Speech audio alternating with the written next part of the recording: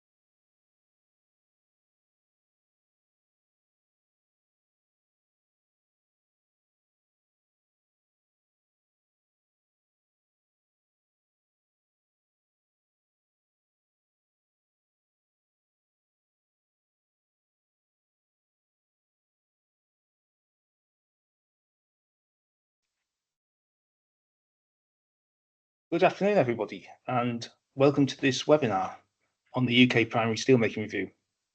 I'm Chris Oswin. I'm just going to do a few brief words of introduction before handing over to Mark Allen, our Green Steel Centre lead. So, as part of the UK steelmaking strategy, we were asked to do this primary steelmaking review over a year ago by DBT. We've completed the review, revised it, and now with the steel strategy being published, the primary steelmaking review can go live, and Mark is here to talk you through the technical details of the product. Mark. Thank you, Chris. Welcome everybody online. It's been great to see the amount of interest and enthusiasm for this subject. We're going to take you for a quick walk through the review. We can't obviously delve down into too much detail of anything as we go, but a word from our sponsor, if you like, to start with. This has been enabled, this strategy support work has been enabled by the PRISM programme of Innovate UK, which has been supporting MPI's capabilities to support the steel and metal sector over the last several years. Materials Processing Institute, for those of you who don't know us, we're an independent business aimed at supporting the scale up, the de-risking and the commercialization of innovations in materials and processes to enable the emergence of a more sustainable industrial economy. within the Institute, the Green Steel Centre, which is bringing you this presentation today, really we exist to accelerate the emergence of a sustainable, profitable steel economy. And that includes practical, I'm smiling because it includes the practical support and pilot capabilities in our pilot steelmaking plant, which we've just brought back online this week, as well as expert consultancy, analysis and research. This piece of work is part of the launch of the UK Steel Strategy, which was announced on the 19th of March this year. And one of the contributory reports to that is our review of the primary steelmaking options for the UK steel sector, and that sits alongside another consultancy report from Hatch around a demand assessment. So we've all been working together behind the scenes to communicate with each other over the year or so since the steel strategy was launched. Now, this is the headlines from the executive summary from the government around their priorities, really about stabilising the UK steel sector, ensuring viability, increasing the percentage of steel that's made domestically to supply the domestic market, but particularly recognising that this is a transition point, this is an inflection point really for the UK for converting and towards a more electrically based melting and a majority domestic scrap recycling steel economy. So well worth a good read, the steel strategy. You can find that online.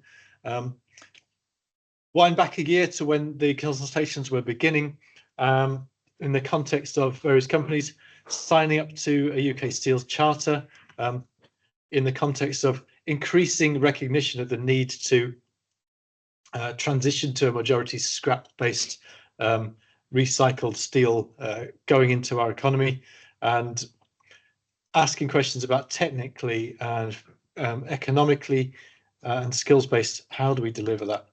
The brief to the Materials Processing Institute was quite precise. We're not looking at the whole of the supply chain, but really to focus on the technical opportunities or the technical options that the UK will have to engage with in terms of primary steel production using iron made in the UK from iron ore. So that's what our primary focus has been, and obviously we have to touch on a lot of related topics, not least the question of the other half of the seesaw, which is the supply of recyclable, high quality recycled steel. So in other words, to put that in a small graphic, we're looking at the top left hand corner there. We're looking at the questions around import of iron ore and iron making to go into steel making to feed that whole industrial cycle. And the UK strategy itself is now focused on increasing the amount of domestic steel making, increasing the overall market demand for steel within the economy as the nation transitions and goes through the energy revolution that we need to approach a net zero kind of balanced, sustainable economy. And all these questions about how the balance will change between imports of steel, recycling rates domestically increasing, that all is the context in which we've been writing this report, but focusing on the iron making itself. So what we did was to look at the demand profile that we'd expect, look at one or two potential scenarios for demand based on where business as usual looks, where government policy was expected to be aiming at, and what would a super optimistic version look like. And ask within that, which categories of steel are people expecting to be making more of, and therefore how much ore-based metallic, how much primary iron, virgin iron are they going to need from a technical point of view to deliver the qualities of steel that we want to see in a resurgent UK steel producing and steel using economy, particularly where the producers are probably going to be focusing more towards the higher end of the market or towards captive specialist markets. There's QR codes in the bottom of these slides from now on if you want to download a copy of our report, but don't start reading it until the end. Demand sector then. What we did really was look at the current range of steel products, what's in demand right now, profile that towards the future, and then, as I say, look at the questions of iron supply, recycled steel, and how that plays out in terms of carbon footprint for future production. For the production section, we wanted to make consideration of the actual steel making practice and the questions of what can be made from a quality point of view, where's best practice at the moment, and also where are things moving nationally and internationally around the green steel and the green iron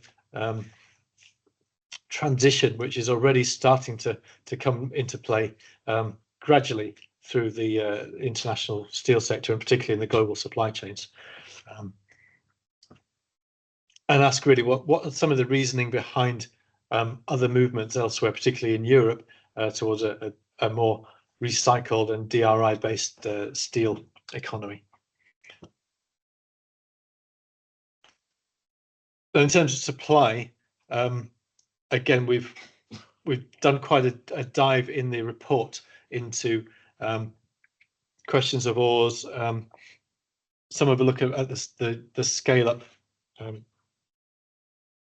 particularities of green hydrogen, and recognizing obviously the emergence of green iron corridors as geographies with both iron ore and readily accessible, cheap renewable power start to value add at their end of the chain, rather than it all being at the end market end of the chain. So let's have a look at demand.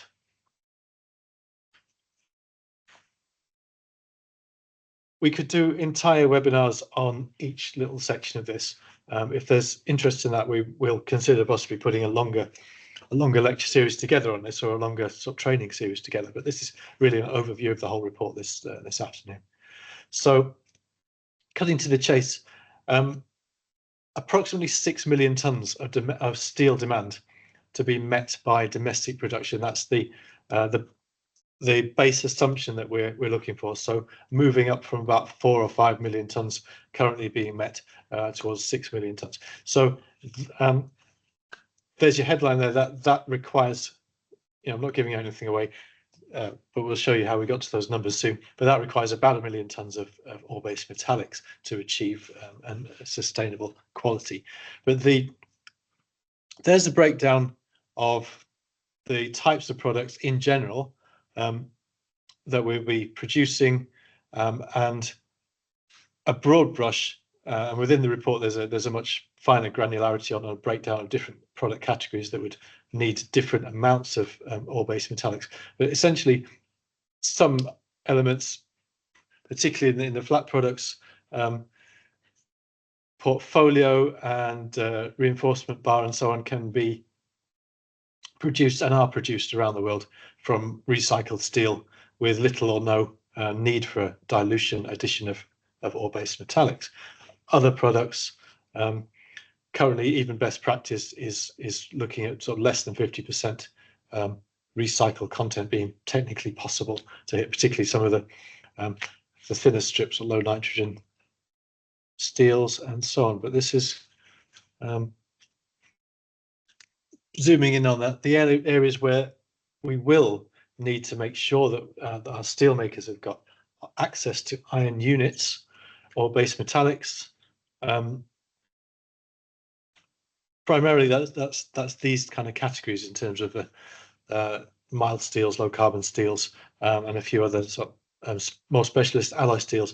And on the right are our working assumptions from a technical point of view about the ballpark percentages of ore-based metallics that will be necessary, both for dilution of unwanted tramp elements in the scrap, and we're not doing a seminar on scrap today. That's something for another time. But also in terms of how practice is going to be necessary to have dilution to control nitrogen levels for some of the thinner rolled grades. Now, what the report does then is kind of unpack those and then bring them back together into a global summary that says approximately, here's the calculations on here, approximately one would estimate these amounts of annual tonnages of steel, and this is from conversations with the market and analysis of existing trends and so forth, combined with an aspirational target of 40% of UK market being supplied by domestic production. So that's roughly where we get to these numbers. Multiply that by the amount of ore-based metallic required in each amount of steel, and you have on a single table there, you've got the conclusion. You're looking at about 6.3 million tons of scrap of varying categories and qualities to achieve those grades, diluted with or augmented with about 1.3 million tons of ore-based metallic. It's an interesting figure because a small DRI shaft reactor at the moment is around about that 1.2, 1.3 million tons a year production capability. But in fact, most of the market now is moving over to larger kind of 2 megaton per year reactors. So you kind of start to, in the supply side, we'll come back to this, you start to ask, how many reactors is that? Is that in units of 1 million tons at a time? Are there other options around? A steel max scenario, which is not currently industrial policy, but it's saying, well, what if we were actually aiming to supply this level of our sort of increasing demand domestically? That will reach a potential technical demand for about 1.8 million tons of ore-based metallic, maybe 2 million tons, you could say. But that's the limit, roughly, at which you may start to realize you don't have enough available scrap to make up the rest of the metallic. So that's the point at which scrap availability starts to be the limiting factor on the amount of ore-based metallics you're going to need. And that is one of the crucial issues as we go through a transition of the next 15 years or so, is going to be the balance, the availability, and therefore obviously the price of ore-based metallics versus scrap of different qualities, and how that plays out in the market.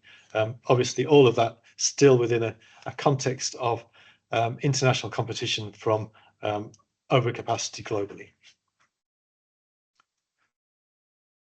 These are some of the same sort of background figures, but just presented in different ways around, really, so we can look at which sectors, which types of steel are going to need the largest inputs from ore-based metallics, but also which end use sectors are likely to represent that, and do have a read through the report and kind of delve down into those if that's where the angle you're coming from, particularly as an end user or a producer. This is what we're saying again, really, earlier. If you get above about a demand for 9 or 10 million tons of scrap within the cycle, as it's currently about 11 million tons of scrap arising and traded within and out and then exported from the UK per year, you start to get above that level, then the need for ore-based metallics is actually based on availability of getting enough iron units to make into steel. It's not just about dilution. That's also a factor that needs to be considered in terms of the wider context in Europe, because the build out of arc furnace plus DRI, which was announced in sort of tandem as double header expansion and transition announcements over the last 5 years or so has started to turn into more of a arc furnace first. Let's go electric. Let's get more of a mini mill thing going on. Let's supply even existing BOF furnaces with arc furnace hot metal, and then the DRI build to bring up the primary iron production is in many cases kind of lagging a little bit behind the arc furnace build. That essentially means a couple of things. One, that there is going to be a larger demand for scrap, and therefore for good quality or well sorted scrap coming through the European markets in the coming years as arc furnaces increase in size and in number. But also it means that there will be potentially quite a squeeze on availability of DRI, and if it's not captive DRI feeding straight into an arc furnace, then it'll need to be compacted as HBI, hot briquetted iron, to transport more globally. So lots of interesting factors to consider with and grapple with in that equation of where are our options, what should we go for, what should we recommend, what should we not recommend, and what can we reasonably depend on. From a production angle then, steel production angle, this is the options for ore-based metallics, DRI, directly reduced iron, HBI, which is hot briquetted directly reduced iron, or GPI, I'm using here as the abbreviation, granulated pig iron, are all possible in terms of replacement of what we use in the UK now, or have been historically, as the majority iron supply, which is pig iron. And any of those could be produced onshore, could be produced domestically. Once it's in the furnace, once it's in an arc furnace and it's melted, the furnace is kind of agnostic about how you made it.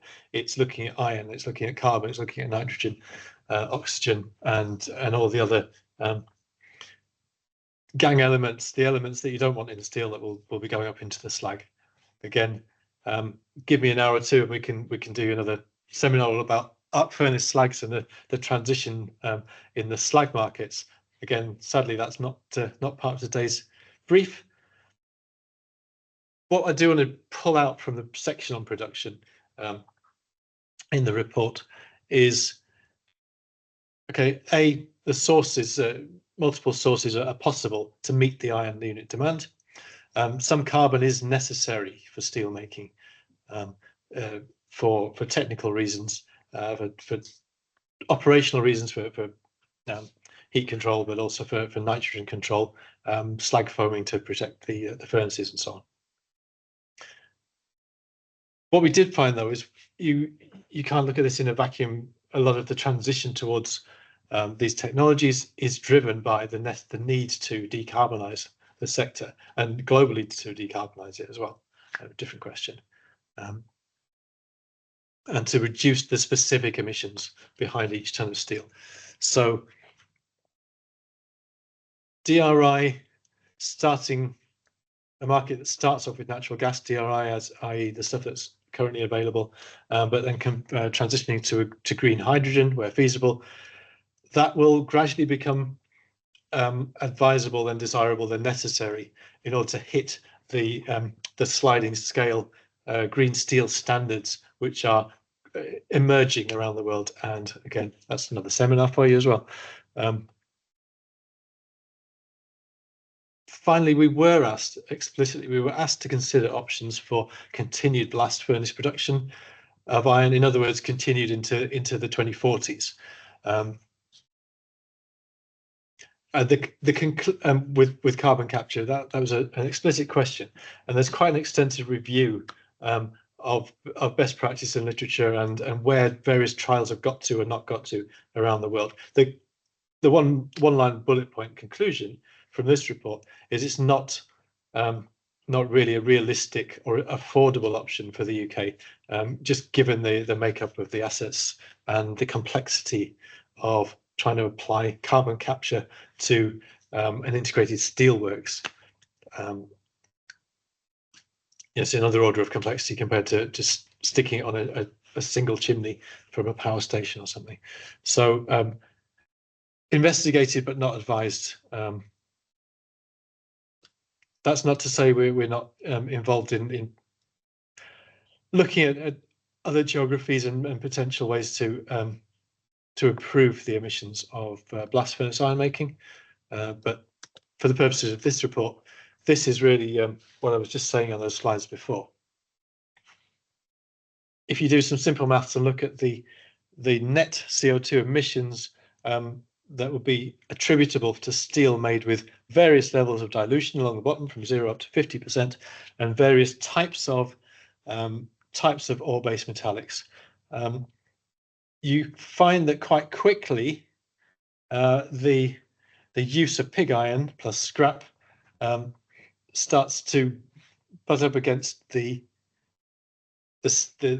bottom limits for declaring something as a green steel or qualifying for one of these various green steel standards. The use of natural gas-based DRI buys you quite a bit more time and falls under some of the standards there. And the end point that most of these standards are sort of aiming for and desiring is something very similar to what's currently would be achievable with green hydrogen-based DRI plus well-sorted scrap melted with green electricity. This is what I mean. These pink bands here on this graph represent the kind of the range of where green steel allocations and green steel classifications are coming in at, and therefore saying you have to be considering the source of your iron units in the medium term and onwards in order to be looking at those markets and looking at avoiding penalties for that will eventually come in for producers of higher emission iron. Okay, I appreciate we're running through this. So let's think about supply. The next section of the review considers a 2 megaton per year DRI plant. Says what would that be entail? What would that represent for the UK? So here's some of the pull-out figures here in terms of employment, which is obviously a major factor in government policy and intention to support the steel production part of the supply chain. In terms of gas prices, now this is okay. This is last summer's gas prices. I won't be held responsible for current gas prices, but approximately looking at about £150 of gas for a natural gas DRI per ton of iron. The grid demand for electrolysis to service a 2 million ton hydrogen DRI plant, so electrolysis for that much hydrogen, would be in the order of 12 terawatt hours per year. And you're looking at current prices, you're looking at about 1.7 billion worth of electricity. That's our extrapolation of how you do it, and that's one of those issues that then leads people to say the industrial energy cost currently is the reason no one would want to build a DRI plant here. If we get a chance, maybe we can talk about that later. But the rapid decarbonisation of the UK energy grid, electricity grid in particular, is a real opportunity for us to convert to a majority electric melting. No question about that. Going further, though, you are going to be looking at the play-off of domestic capability and the sovereignty issues around that, and the skills and security implications versus of ability to make our own iron with a low carbon emission energy input versus the opportunity to import or decarbonize some other kind of production onshore versus the global market where we've given our appraisal on energy costs there in terms of that is where the DRI producers and the electrolysis market is aiming for. That's their figures they're looking at for cost per megawatt hour of electricity to support investment decisions and development going forward. However, we didn't want to just stop at the question of one DRI furnace or one big one or two small ones. We'd actually like to pull out some recommendations from the report, which said, given the UK's position and where we are and some of the quality considerations and opportunities for incremental gradual step changes in the hydrogen intensity and the carbon intensity of our electric grid and our gas grids, we should consider options, near market options for smaller modular reduction. Sorry, modular reaction is something else. Smaller modular or batch reduction to build up the supply of green hydrogen as build up the demand for green iron made with hydrogen as the supply builds up, because it is one of the industrial end use applications which is potentially going to be one of the key markets for green hydrogen as it begins. And that's recognized. There are some things you can do with hydrogen from a chemical production or an iron making production point of view that you may want to prioritize that use of it above domestic heating, for example. We've also recommended close attention with active R&D on other technologies which offer the opportunity for another step change in energy demand and intensity of energy demand, including fluidized bed reduction, electric smelting furnaces, as a sort of a hybrid between the use of electrical energy for electrochemical reduction and being able to still use carbon in the reaction. And also electrolytic reduction and chemical reduction pathways in that as well. All of which are items that we as a research centre engage with at various levels of commerciality with various customers and clients. So in a sense, we would say that, wouldn't we? But we're saying that because there's still an opportunity for a modular and scalable technology to come in and integrate into the UK iron unit market in a much cleaner and a much more balanced way, potentially. And a single sentence at the bottom, but it's kind of one of the main take-homes currently in terms of where the UK steel policy has come out at, to say proactive engagement, consider the emergence of green iron corridors and getting in there early and actually proactively being part of that rather than being reactive to the development of green iron supply and green DRI, green HBI supply around the globe. Over time. Our conclusions. The availability of primary iron is an important issue. It is of high importance that we have good quality primary iron available to meet any of the aspirations we have for the UK steel production sector. The urgency, we've said medium to high because there are options out there already. You can buy pig iron, you can buy DRI and HBI on the markets, and that will continue to be an aspect, and that's likely the default option for the first bit of the transition to majority arc furnace melting. All of these options, whatever we do about this, are also going to require upgrades nationally in terms of scrap processing and sorting and quality operating, and also vastly assisted by any energy price reductions that are possible. and enabled by R&D. And those three elements should not be and cannot be ignored if you actually want to see a transition to ore-based metallic capability here as well. It's all part of one picture, which is why we took care to try and balance what we're saying on the primary with what else is being inputted on the secondary. Yes, we advise an urgent study. We advise a study on a single point national DRI asset.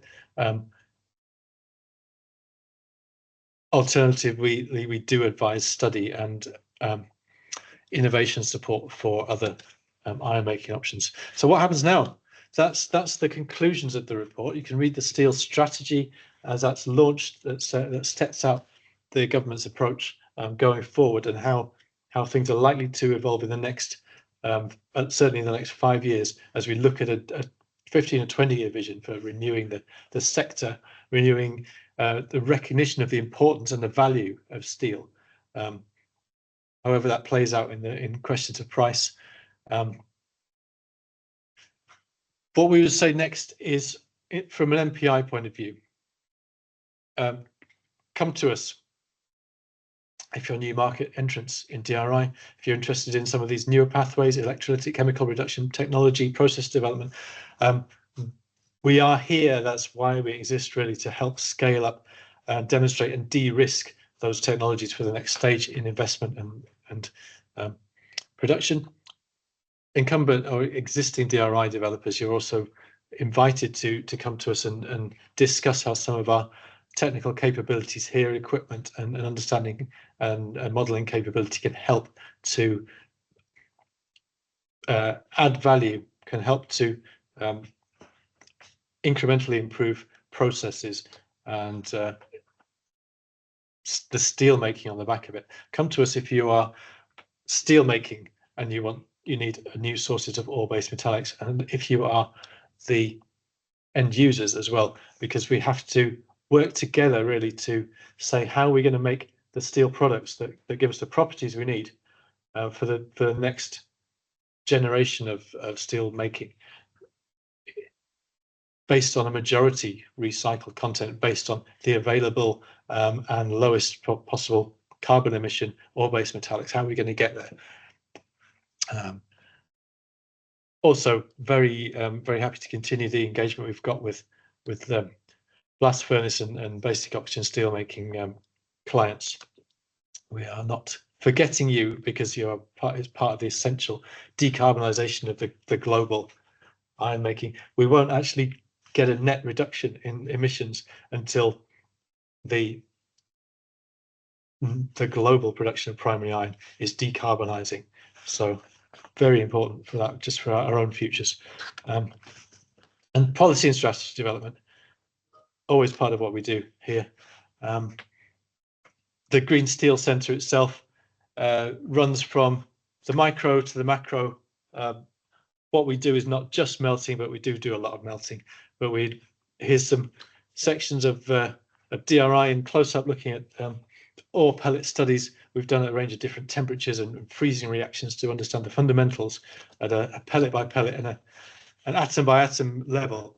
And here, if you haven't seen it already, we just launched some videos on this morning. The new electric arc furnace asset in the Green Steel Centre for melting, scrap blending, demonstrating de-risking how those steel grades of the future are going to be made, how for assessing value and use models for new additions, for metallic, carbon, lime additions, for slag valorization to take over from the loss of granulated blast furnace slag in the cement section, and strategies around low nitrogen production within that whole ambition.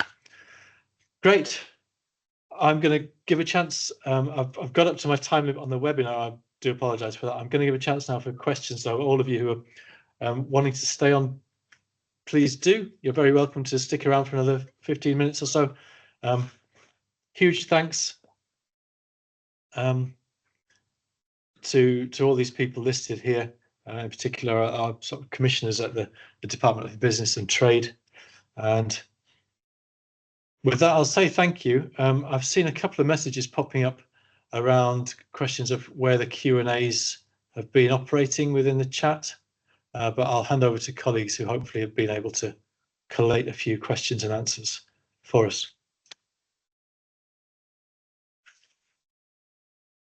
Do we have any questions on the Q&As?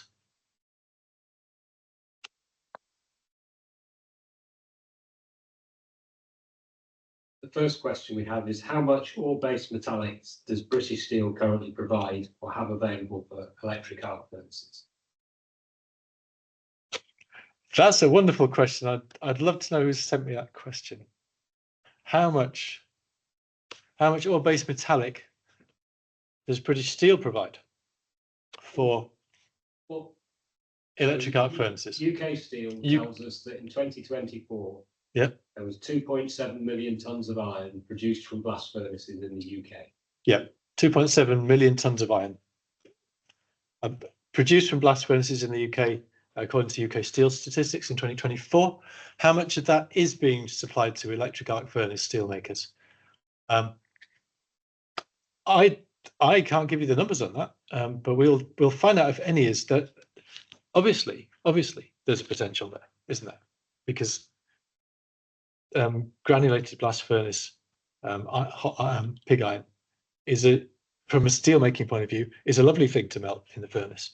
The only kind of drawback of it really is the carbon emissions that track it, that follow it, in terms of how you represent the carbon footprint of the steel that you're making. But from a steel making point of view, it's got the carbon, it's got the iron units, it's had its slag removed, and that's why it's quite a popular kind of go-to in many parts of the electric arc steelmaking fraternity community. But yeah, so I don't know if that was a leading question. As far as I'm aware, there's not been any supply, but I wouldn't like to be quoted on that. We can certainly look into that. I'm going to look at my chats here. Hang on a sec. See if have we got any more questions, colleagues? I've got a couple of people in the room trying to pour through the questions as well. Got a question. What about blue iron? You make the point CCS is an integrated plant. On an integrated plant is difficult, though not impossible. What about blue iron? I think if from a definition of blue iron, you're saying iron where you've used an integrated plant, you've used blast furnace, BOS steelmaking, and captured the carbon from that, and then supplied the iron. The first part of the answer is no one's doing that at any level of scale. You can't buy very blue iron. There's some demonstration of carbon capture from blast furnaces, but at present, if you were going to try and capture the carbon from the UK's existing blast furnace fleet, you would be better off probably just buying yourself a gas-based DRI plant if you're aiming for a natural gas-based DRI, or even something with a point source of CO2 emissions that you could then extract and label it as blue. I'm not going to go into a huge argument on green and blue and so on, because even I'm doing this with my fingers when I talk about green, even because there's so many different definitions. Please stop screen sharing. I do apologise. Thank you. Whoever's pointed that one out. Yeah, there's a message in the chat. As far as I know, none of the furnaces in the UK produced granulated blast furnace iron in the.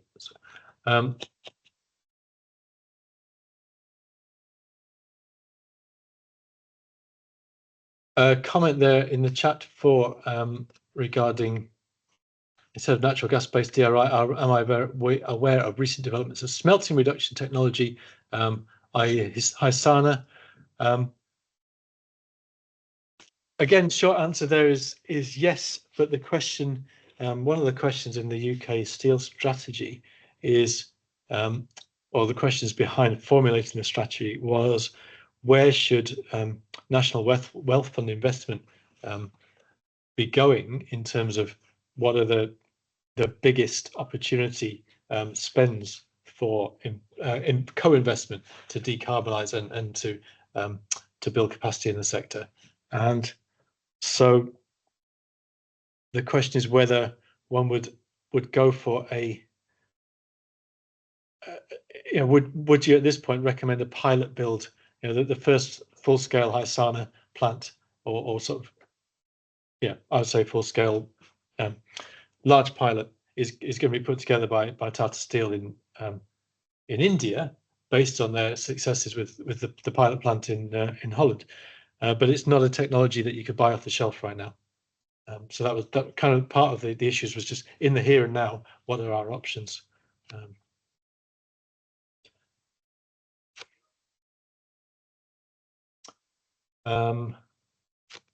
Any more good questions on there you want me to? There's a. We've got a couple of questions. One is, have you looked at how nitrogen and tramp element limits might affect the market that can be served by arc furnaces? There's a couple of similar questions. Yeah. So thanks to those who put them in, but that's a summary of 2 or 3 different questions.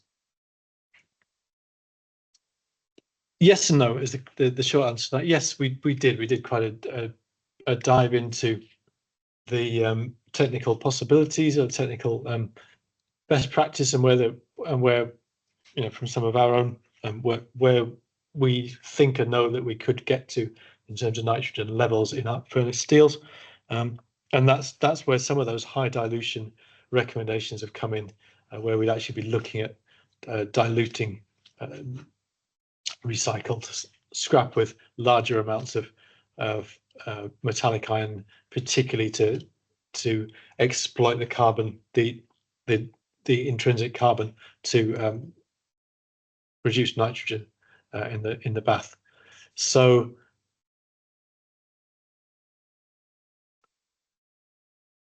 I'd rather not give a definitive answer on will every single steel be producible through the arc furnace route, but virtually every single grade of steel is technically producible through an arc furnace route. You just have to be prepared to put the effort in a sense, or the cost. Yeah.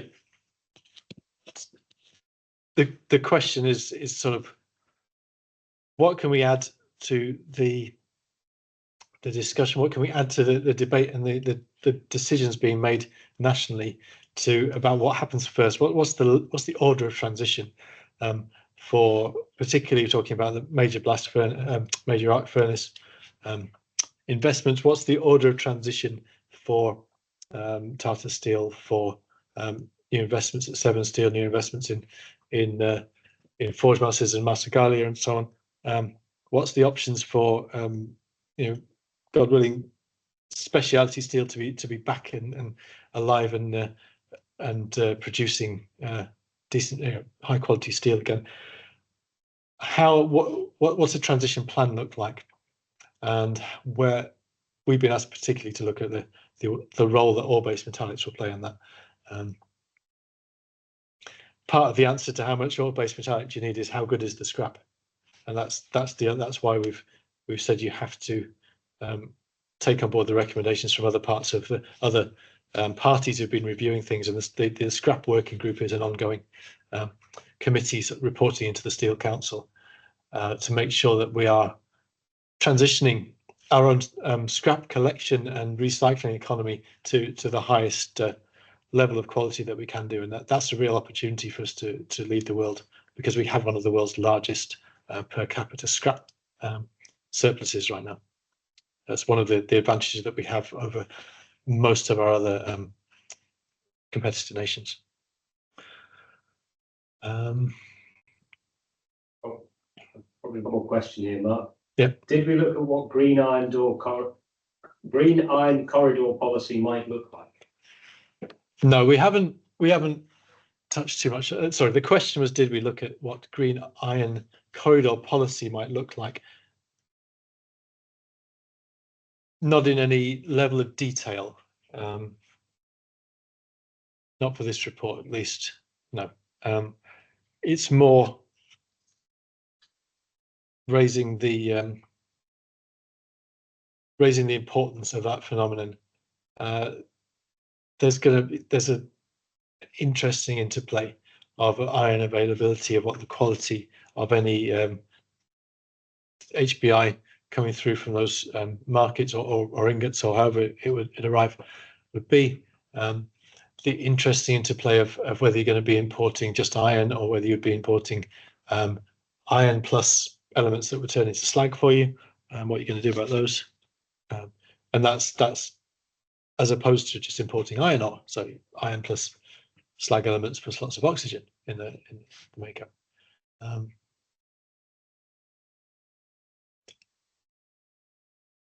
In a sense, it's a very dynamic, very fluid and emerging market, the green iron sector.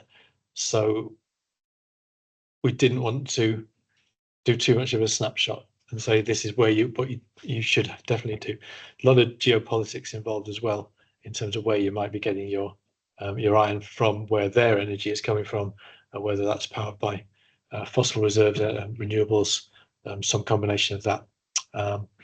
And there's a risk involved in putting all your eggs into a carbon capture basket when that's not necessarily been proven to be a viable long-term solution for particularly for complex emissions points like steel making and iron making. Sorry, a bit of a wobbly argument reply there. Sorry. The short answer is we didn't deep dive into it. We obviously looked at it and investigated and looked at some of the existing reviews which are referenced in the report.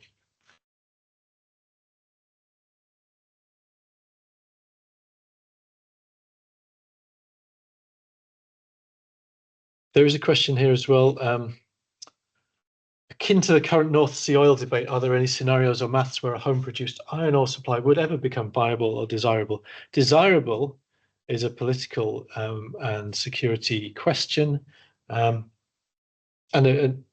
desirable can also be a climate question, can't it? Because we could make extremely clean emission, very, very low emission iron here right now. We could be making that within a few years if we chose to, but it's where are the trade-offs in terms of energy cost and where that pricing goes. And right now, there's not enough of a premium on any kinds of green steel, and that green steel premium hasn't really kind of kicked in as a major factor, either in pricing large jobs at the demand side end, nor in just supplying commodity steel onto the market. North Sea oil debate. Yeah, we said we weren't going to get started on geopolitics. I'm having people shaking their heads at me there. Yeah. I'm not going to get too political on the question of oil at this point.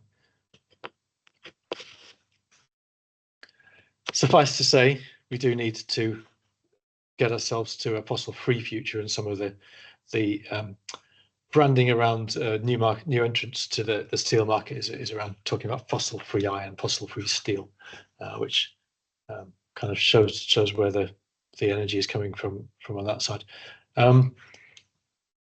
You can do it. That's one of the reasons as well that I'm actually quite enthusiastic about electrolytic pathways and chemical pathways, because there is an opportunity to have another step change down, because you've not got to crack hydrogen out of water to make it react with the iron ore. There's potential lower energy pathways that we can find, maybe not as intensive, maybe not as fast moving, maybe not as location kind of concentrated, might need bigger space, in other words, but there's potentially pathways which fit better with a renewables and a lower overall energy demand. As a chemist, I always like to talk about catalysis. You're lowering the energy in the pathway, and you're getting rid of the barriers. And hopefully that's what we're doing here at MPI, and hopefully that's what the report will enable, the best option in a context of lots of different competing issues, competing criteria to be found. It's a review, it's recommendations. I'm very open to continued discussion, debate with folks.